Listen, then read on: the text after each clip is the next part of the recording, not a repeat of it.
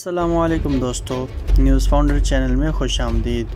تو دوستو آج بات کرتے ہیں کہ پاکستان کی طرف سے جو ڈیجیٹل بینکنگ سسٹم متعارف کرایا گیا ہے، جو کہ بالخصوص اوورسیز پاکستانیوں کے لیے ہے، اس کا کیا بندوبست کیا گیا ہے اور اس کی شرائط کے بارے میں کافی زیادہ مشکلات کا سامنا پیش آ رہا ہے۔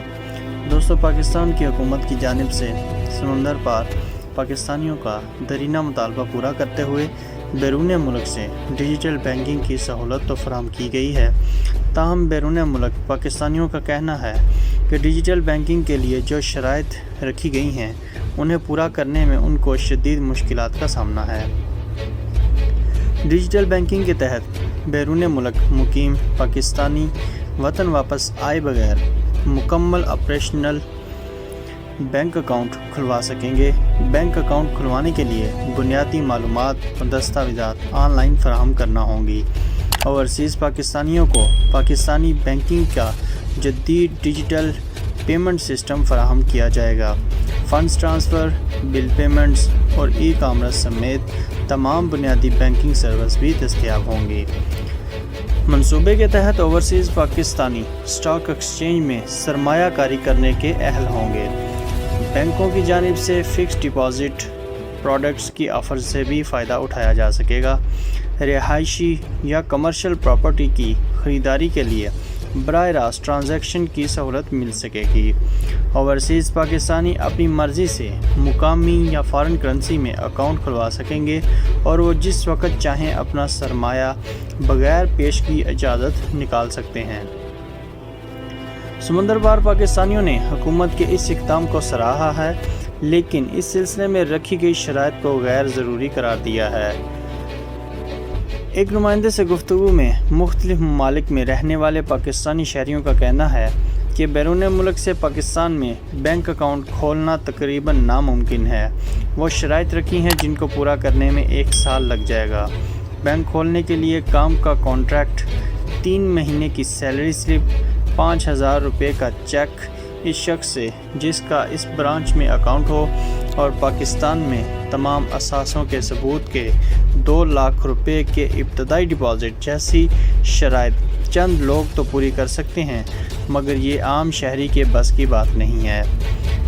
سعودی عرب میں مقیم افضال احمد نے گفتگو کرتے ہوئے بتایا کہ خلیجی ممالک میں بہت سی کمپنیاں لیبر طبقے کو سیلری سلپ نہیں دیتی، اس کے علاوہ لیبر طبقے کو سیلری سلپ بھی نہیں ملتی، اس لیے یہ دونوں شرطیں ختم کر کے پاسپورٹ پر ورک ویزا ہونے کی شرط عائد کی جائے تو آسانی ہو جائے گی، یا پھر بیرون ملک بینک کی وہ سٹیٹمنٹ تسلیم کر لی جائے جو بینک ہمارے موبائل پر بھیجتے ہیں۔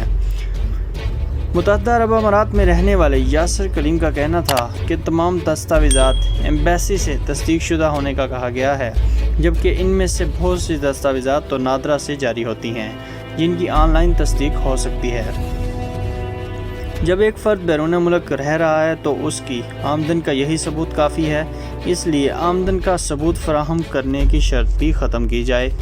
ڈیجیٹل بینکنگ میں اکاؤنٹ کھولنے، بیرون ملک سے بیٹھ کر اکاؤنٹ آپریٹ کرنے اور سرمایہ کاری کی اجازت تو ہے، تاہم بیرون ملک مقیم پاکستانی بینک سے قرضہ وغیرہ لینے کی سہولت سے محروم ہیں۔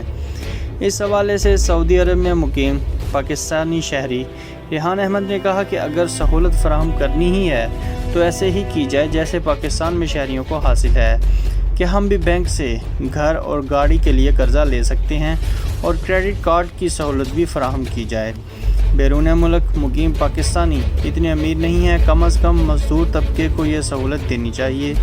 متعدد بیرون ملک مقیم پاکستانیوں کا مطالبہ ہے کہ ان کا وہ بینک اکاؤنٹ جو انہوں نے پاکستان میں کھولے لیکن بیرون ملک ہونے کی وجہ سے وہ بلاک ہو چکے ہیں اور ان میں رقوم بھی موجود ہیں، تاہم بینکوں کی جانب سے کہا جا رہا ہے کہ وہ صرف ایک ہی صورت میں فعال ہو سکتے ہیں کہ ہم پاکستان جا کر متعلقہ بینک کی برانچ وزٹ کریں اور متعلقہ دستاویزات بھی فراہم کی جائے۔ انہوں نے مطالبہ کیا ہے کہ ڈیجیٹل بینکنگ کی سہولت کے تحت انہیں اپنے یہ اکاؤنٹ بحال کرانے کی سہولت بھی فراہم کی جائے۔ بیرون ملک پاکستانیوں نے موجودہ بینکنگ نظام کے حوالے سے بھی کافی شکایات کی ہیں، جن میں خاص طور پر بینکوں کی جانب سے بھیجے گئے زیر مبادلہ اہل خانہ کو دینے میں تاخیری حربے، بینکوں کے عملے کی جانب سے غیر شائستہ رویے اور ATM کارڈ وغیرہ کی اہل خانہ کو عدم فراہمی شامل ہے۔